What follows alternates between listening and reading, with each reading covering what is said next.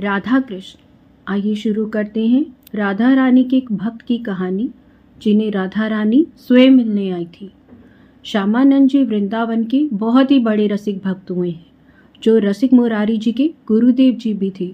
वह नित्य सेवा कुंज में प्रिया प्रीतम जहाँ नित्य विहार करते थे, वहाँ झाड़ू लगाया करती थी।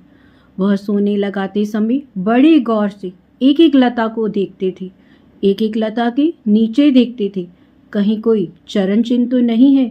कभी कभी उनको प्रियालाल जी के चरण चिन्ह के दर्शन हो भी जाते थे। वह बड़े भाव मगन हो जाते थे।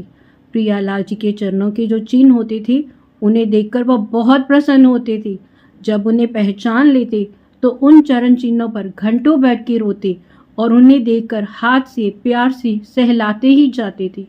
एक दिन इनको सेवा कुंज में सोहनी सेवा करते देख श्री राधा जी को इनको दर्शन देने की इच्छा मन में हुई।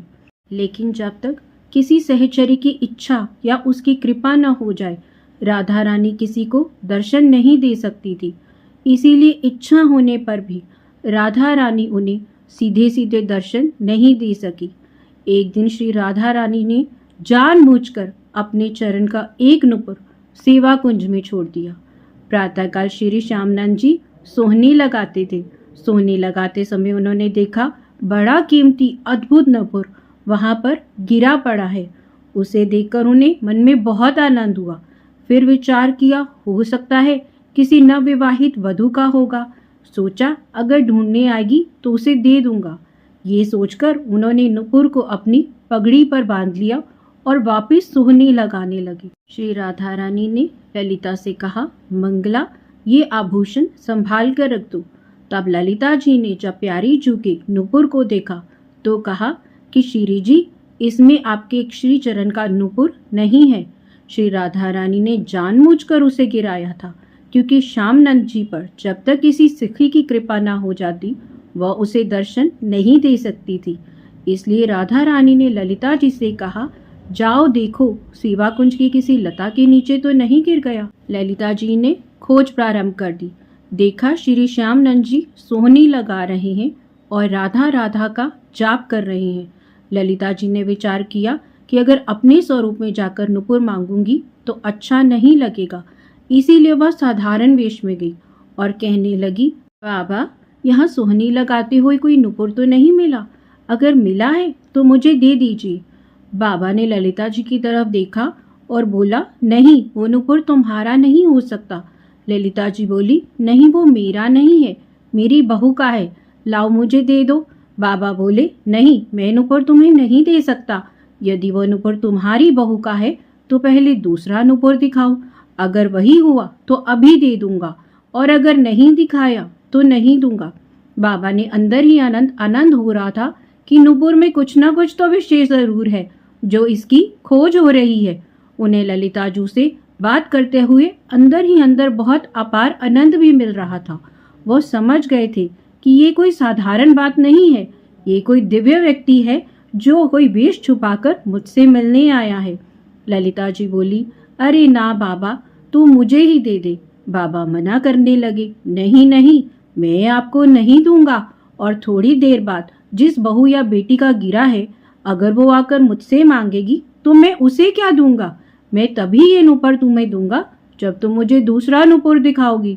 ललिता जी ने कहा, बहुत हठी हो, लेकिन बाबा ने उसे नुपुर नहीं दिया। ललिता जू ने जाकर राधा जी से सारी बात बताई। श्री जी ने कहा, सखी, अब तो मुझे ही जाना होगा, क्योंकि बाबा तो बहुत जिद्दी हैं, और देखो ये रोज मेरे कुंज में सोहनी भी लगाते हैं। चलो इन्हें निहाल करते हैं। श्री जी जब किसी भक्त को दर्शन देने के लिए उतावली हो जाती हैं तो स्वयं ही दर्शन का विधान बना देती हैं। श्री राधा रानी जी और ललिता जी श्यामानंद जी के पास आई। ललिता जी ने बाबा से कहा, इनके चरणों की तरफ देखो, वो जो नुपुर है ना, ऐसा ही नुपुर तुम्हारे पास है बाबा। बाबा ने नुपुर देखा और कहा, हाँ वही है। ये कहते हुए और श्री जी की करुणा देख वह उनके चरणों में साष्टांग लेट गए। बाबा ने इशारा किया, मैं बांधूं। श्री जी ने हाँ में सिर हिलाया। बाबा ने श्री जी के चरणों में नुपुर बांधा। श्री जी ने अपना हाथ श्याम नंदन महाप्रभु के मस्तक पर रखा। श्री जी श्याम नंदन जी को दुलार करने लगी। मेरी कुंज की सोहनी लगाने वाली ये मेरी सखी है। श्री जी बहुत प्रसन्न थी। बाबा फिर उनके चरणों में लौट गए। इस पर बाबा ने जो नुपुर बांधा था उसी को झनकारते हुए श्री जी ने बाबा के मस्तक पर उसे रखा तो नुपुर की दिव्य छाप श्याम बाबा के मस्तक पर पड़ गई। अब तो वह प्रेम मगन होकर भाव में डूब गए। कुछ देर बाद बाबा अपने गुरु श्री हृदयानंद जी के पास आए तो उन्होंने श्यामानंद जी के मस्तक पर एक छाप देखी और छाप देखते ही कहा, संप्रदाय के विरुद्ध ये छाप कैसे लगा ली? जो हमने दी थी वो क्यों नहीं लगाई? उन्होंने कहा, गुरुदेव ये मनमुखी छाप नहीं है, ये छाप तो इष्ट देव की लगाई हुई है। हृदयानंद जी ने सोचा ये बहाना बना रहा है और उसे डांट कर कहा, इसे शीघ्र हटा दो। श्यामानंद जी ने गुरु की आज्ञा मानकर छाप को धोया, रगड़ रगड़ कर साफ किया, पर श्री जी की लगाई हुई छाप कैसे छूट सकती थी? हृदयानंद जी समझ गए, इन्होंने ठीक से नहीं धोया होगा। इधर आओ, हम रगड़ रगड़ कर उतार देते हैं। इतना घिसा कि श्यामानंद जी के माथे से खून बहने लगा, लेकिन छाप छूटी नहीं। तब वो सहम गए। कहा, सत्य कहो, क्या श्री जी ने ये छाप लगाई है? श्यामानंद जी ने हाँ में सिर हिलाया। हृदयानंद जी ने कहा, धन्य हो जो तुम्हें श्री जी ने स्वीकार कर लिया है। फिर हृदयानंद जी ने कहा, फिर भी हम ये मानेंगे कि तुमने हमारे तिलक की जगह ये छाप लगाई है, इसलिए तुमसे अपराध हुआ है और इस अपराध के लिए वैष्णव जन ही दंड को निर्धारित करेंगे। गुरुजनों की बड़ी विचित्र लीला होती है। श्यामानंद जी के हृदय में आया, गुरुदेव जी आपकी कृपा से ही तो मुझे श्री सहचरी का भाव दिया है और ये छाप लगाई है। श्री जी ने अपने नुपुर की छाप देकर मुझे अपने परिकर में मिला लिया। श्यामानंद जी का दंड निर्धारित करने के लिए वैष्णव समाज की सभा बुलाएगी। तभी श्री कृष्ण का सखा सुबुल प्रकट हुए और उन्होंने पूरी वैष्णव मंडली के बीच में कहा, मैं साक्षी देता हूँ, इन्होंने अपने आप छाप नहीं लगाई है, स्वयं श्री राधा रानी ने प्रकट होकर ये छाप लगाई है। सुबुल इतना बोलकर पास ही के एक तमाल के वृक्ष में समा गए। तत्काल दिव्यवाणी हुई, हृदयानंद जी को अब विश्वास कर ले कि तुम्हारा शिष्य वहां पहुंच गया है जहां तुम नहीं पहुंच सके थे। वह श्री जी के निज परिकर में मिल चुका है। अब हृदयानंद जी सहम गए, सारी बात मान गए, लेकिन अब उनका हृदय जलने लगा। उनसे अपने शिष्य के प्रति गलती जो हो गई थी। वैष्णव जनों ने कहा, देखो हृदयानंद जी, आपने हम सबको श्यामानंद जी को दंड देने के लिए एकत्रित किया था, लेकिन आज हम आपके ऊपर दंड लगा रहे हैं क्योंकि आपने गलत किया है।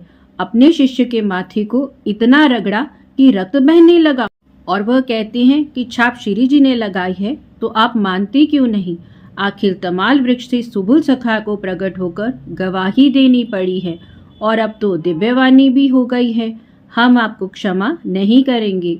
इसके प्रायश्चित में आपको 12 दिनों तक संतों का भंडारा कराना होगा, अखंड कीर्तन करना होगा, भगवत चर्चा करवाएं, यही आपका दंड है। उस दिन से हृदयानंद जी ने यह दंड उत्सव के रूप में मनाया जाने लगा। श्यामानंद जी ने तत्काल समस्त वैष्णव जनों के समक्ष खड़े होकर कहा, गुरुदेव जी को जो दंड दिया गया है वह मैं स्वीकार करता हूँ। आज से ये दंड उत्सव मैं करूँगा। जरूर गुरु जी ने इसमें कोई लीला रची है। वहां उपस्थित वैष्णव जनों ने कहा, धन्य हो श्यामानंद जी, धन्य है तुम्हारी गुरु भक्ति। ऐसा कहकर संतों ने श्यामानंद जी को स्वीकृति दे दी। श्यामानंद जी ने बड़े उत्साह से 12 दिनों तक ये उत्सव किया था। यद्यपि यह दंड केवल एक बार के लिए था, परंतु अब इसे प्रति वर्ष मनाया जाता है। राधा कृष्ण, राधा कृष्ण।